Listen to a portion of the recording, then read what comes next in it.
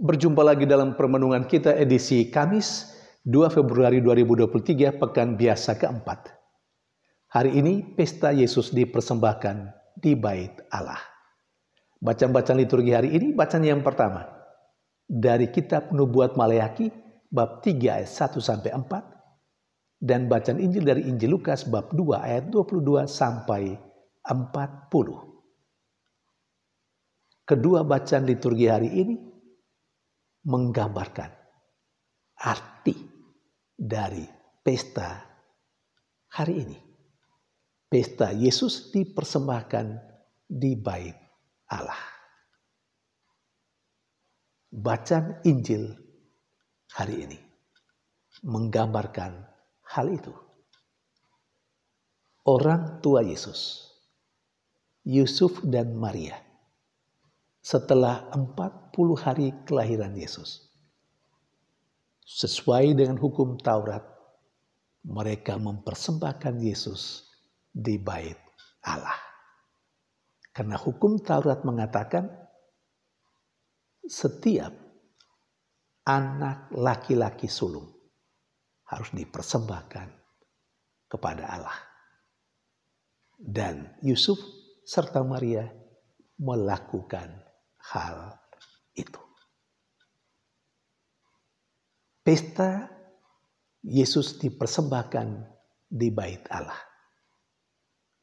menggambarkan atau mengungkapkan beberapa hal penting.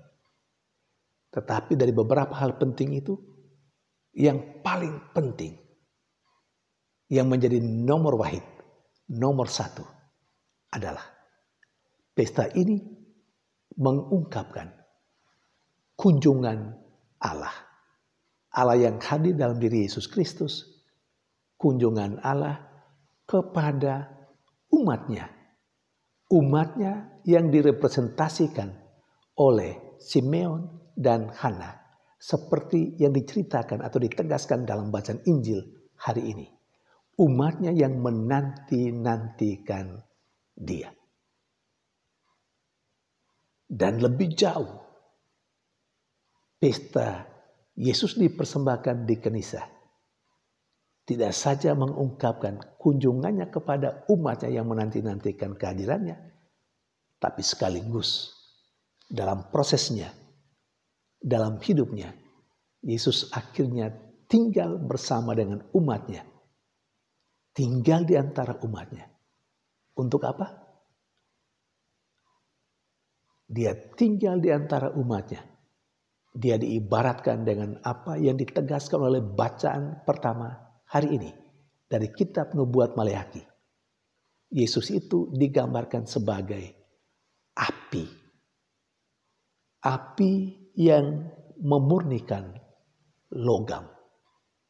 Api yang memurnikan hidup orang-orang Israel. Dan sekaligus sabun yang mencuci bersih kehidupan umatnya. Dengan pengajaran-pengajarannya. Dengan apa yang dia lakukan dalam hidupnya.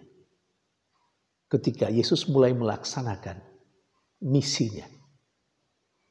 Memang Yesus membuat orang-orang Yahudi, kelompok-kelompok tertentu, terkadang merasa sakit. Karena mereka dimurnikan oleh pengajaran-pengajaran, oleh kata-kata Yesus, dan oleh perbuatan-perbuatan Yesus. Di sini, kebenaran yang disampaikan oleh Nubuat Maleakhi menjadi nyata. Bahwa Dia hadir seperti api yang memurnikan hidup bangsanya, orang-orang Yahudi, orang-orang Israel. Saya kira pada akhirnya untuk kita juga sama. Yesus melalui pengajarannya, perbuatan-perbuatannya sebagaimana yang digambarkan dalam Perjanjian Baru, dalam kitab suci, dalam Injil-Injil. Terkadang kita merasa sakit, bukan? Karena kata-kata Yesus bagi orang yang terbuka kepada sabdanya. seolah seperti api itu yang memurnikan kehidupan kita. Kita merasa ditelanjangi dengan ajaran-ajarannya. Karena kita dalam hidup banyak kali bertingkah laku, bertutur kata, tidak sesuai dengan apa yang diajarkan oleh Yesus. Sekali lagi, kita pun mengalami kehadiran Yesus melalui pengajarannya, melalui apa yang dikatakannya dalam kitab suci, secara khusus dalam Injil. Kita seakan ditelanjangi. Hidup kita yang tidak betul ditelanjangi di hadapan sabdanya. Sakit bukan? Di situ Yesus berperan sebagai api yang memurnikan, sebagai sabun yang mencuci bersih. Saudari dan saudara yang terkasih, poin yang kedua yang digambarkan melalui pesta hari ini adalah tentang orang tua yang tahu hukum, yang sadar hukum, dan yang menghayati hukum. Yesus dipersembahkan di bait Allah. Itu persis sesuai dengan apa yang dikatakan oleh hukum Taurat. Yusuf dan Maria melaksanakan itu. Melalui pesta hari ini, kiranya kita diberi inspirasi menjadi umat Tuhan yang tahu hukum, tahu peraturan, yang sadar hukum, sadar peraturan, dan lebih lagi menghayati hukum dan peraturan itu. Hukum penting dalam kehidupan beriman kita. Mari kita menjadi orang tua yang sadar hukum, yang tahu hukum, yang mengajarkan hukum juga kepada anak-anak kita. Dan poin yang ketiga, melalui pesta hari ini, kita semua diingatkan bahwa selain sukacita dan kegembiraan karena iman kita akan Tuhan, akan Yesus itu, kita juga terkadang mengalami sakit karena iman kita yang digambarkan dalam bacaan Injil melalui ramalan Simeon untuk Bunda Maria. Hatimu akan ditusuk sebuah pedang. Menjadi ibu yang mengandung dan melahirkan Yesus, itu hal yang membanggakan, hal yang menggembirakan, hal yang membuat Maria bersuka cita. Tetapi pada saat yang sama, dalam hidup Yesus,